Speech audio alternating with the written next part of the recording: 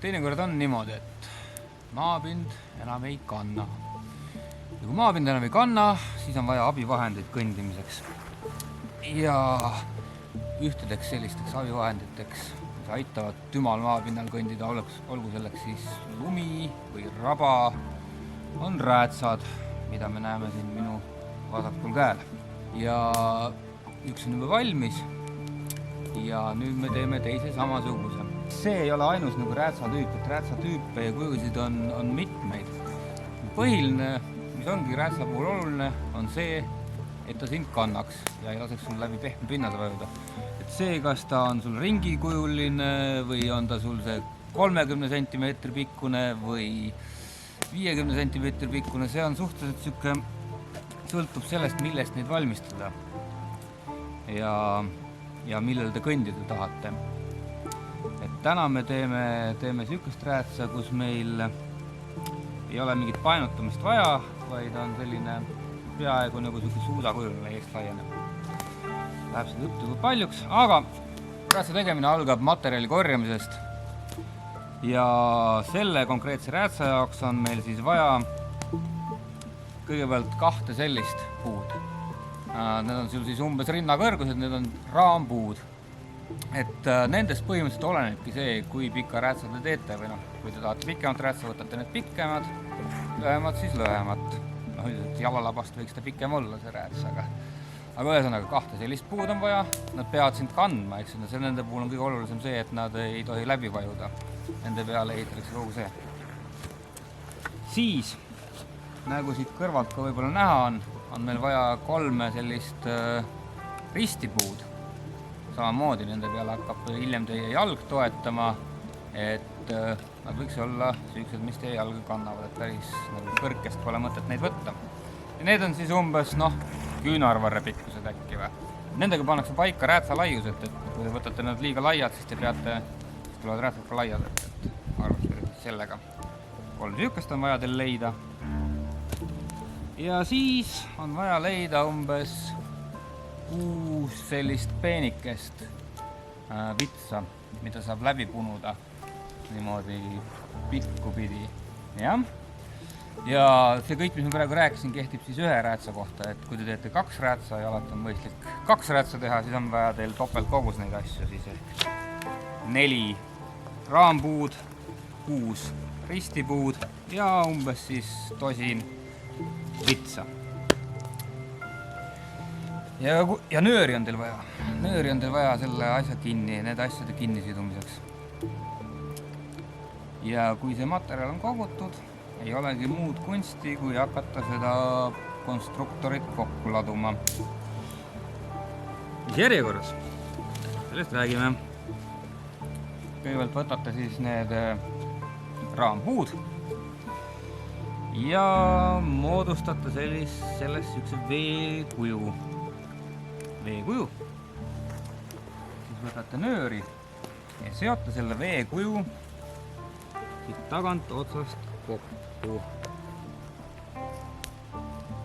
Sellise sõlmega, mida te parasjagu teha oskate, pidades silmas, et ta ikkagi peaks astumisele vastu ja ei laguneks laiali. Ja kinnitate selle salama vahel.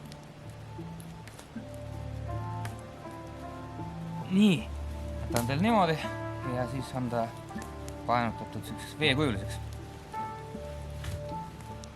Nüüd, mis on väga oluline, on vaja paika panna see puu, kuhu toetab siis teie nagu varba osa jalast.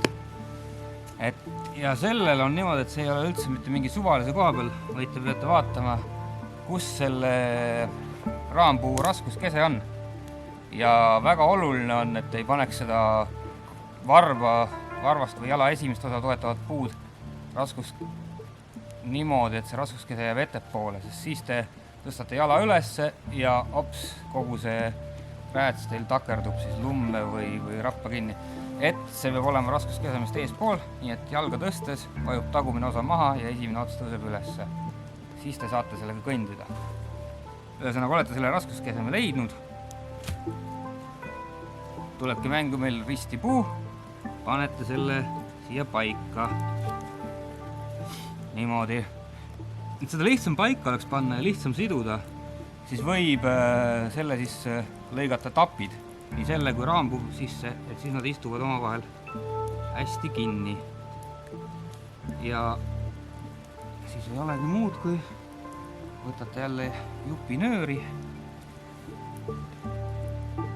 Seda, kuidas sõlmi teha hästi, sellest saate ka kaitsekodust lugeda, sellest on kaitsekodu kirjutanud. Aga kes seda ei tea, siis saab teha omale kõige käepärasema sõlme, nagu juba öeldud.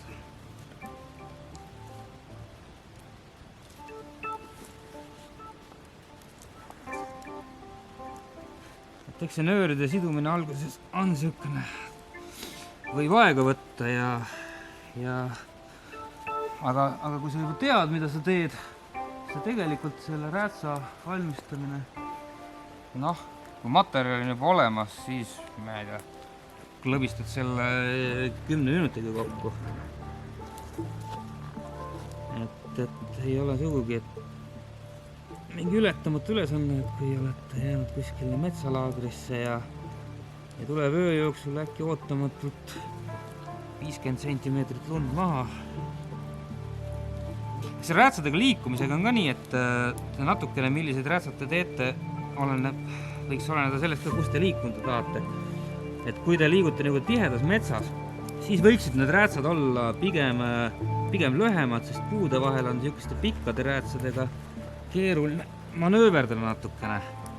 Aga samas nagu niisuguste koheva lume ja lagedad väljad ületamiseks on jälle pikad räätsad paremad, sest mida suurem see pinnalaotus on, seda paremini see rääts teid pinnal kannab, et just värskelt sadanud lume peal liiga väikesed räätsad, nendest ei ole kasu, need vajuvad ikka läbi, siis on vaja suuremat pinnalaotust. Aga nüüd, kui teil on nüüd see jala esiosa paigutatud, siis tuleb teil enda jala suuruse järgi välja mõõta, kuhu te panete selle teise pulga, mis hakkab teie kanda toetama.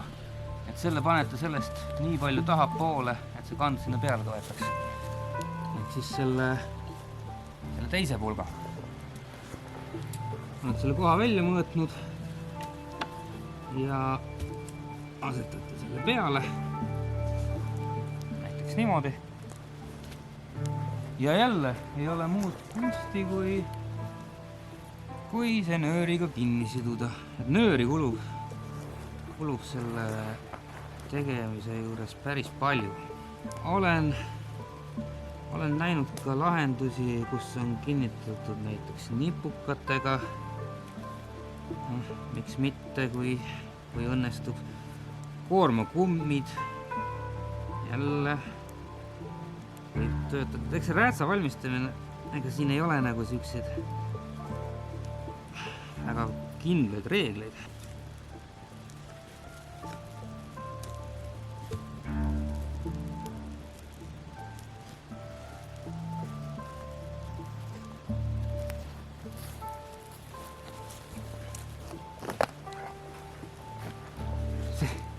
See öeldud, siis üks oluline aspekt on see ka, et kui te nüüd nagu liiga isastest palkidest need räätsad valmistate ja need muutuvad liiga raskeks, siis kahaneb nende kasvutegur jälle oluliselt, et ta võiks olla ikka siuksed, et te jõuate oma jalga liigutada.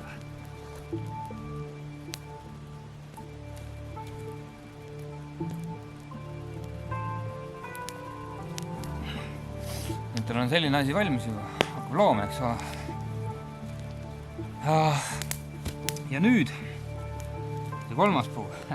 See on tegelikult siin selle jaoks, et kui te punute need palgid või otsad jäävad siia alla, siit alt läbi, et need ei lase. Ja samas annab see sellele konstruktsioonile veel nagu lisajõudu juurde, tugevust.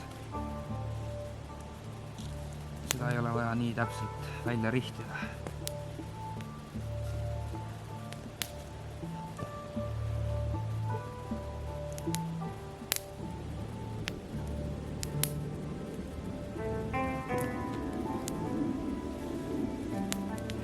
Nii, ja nüüd tuleb seda jälle see otsa kokku tõmbamine.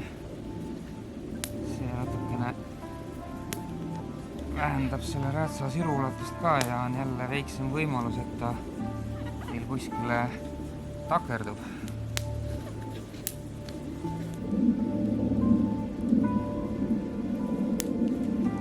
No nii, on meil niisugune asi valmis, räätsa raam põhimõtteliselt. See toekas ja nüüd on need peenikesed oksad, te ka eelnevalt olete kindlasti valmis korjanud. Need tuleb siit pikkupidi läbi punuda. Et need annavad siis üks, nendel hakkab siis see rääts toetuma seal pehmel pinnal. Ja siin ei ole midagi, et siit paned selle, mina teen niimoodi, et siit kanna osa alt läbi, varba osa pealt läbi ja esiotsa alt jälle läbi ja toetab ta siia taha selle tipu peale, tagumise otsa peale. Siin ei ole isegi siduda vaja.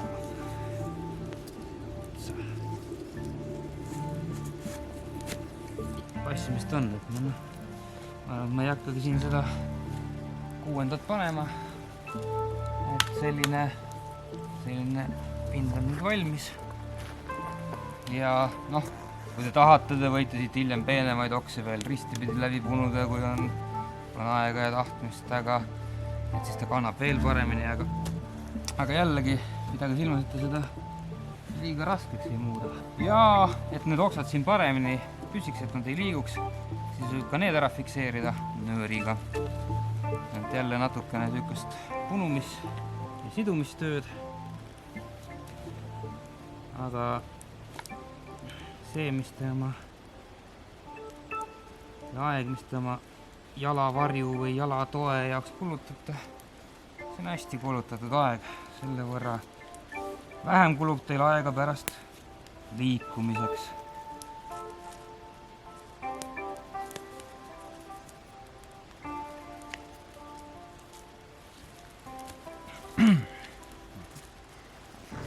Nii, ja nüüd on need puud ka siin fikseeritud, et kui nad jäävad teil liiga pikalt siit üle, noh, siis lõigabki siit otsast maha.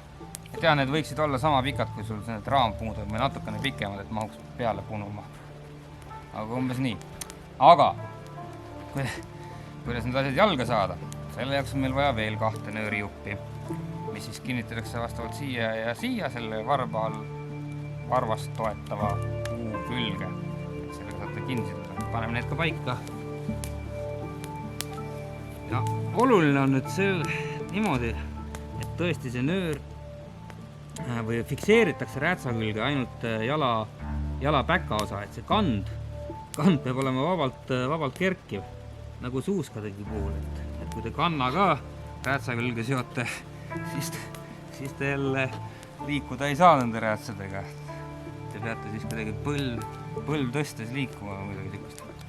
See ei ole mugav. Et jah, ainult päka osa kinnitatakse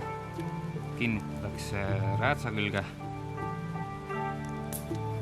kand on vabalt liikuv.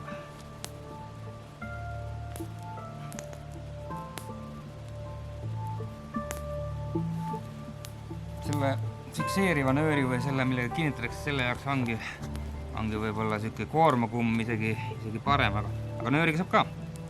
Ja siis ei ole muud, kui jalg siia peale, nööriga kinni tõmmata varbaosa, selle ülejäänud nöörid võite siin ümber pahlu tõmmata siit pealt kinni, ja nii, et kand jääks vabalt liikuma. Ja oletegi valmis lume peal liikumiseks või üle raba astumiseks.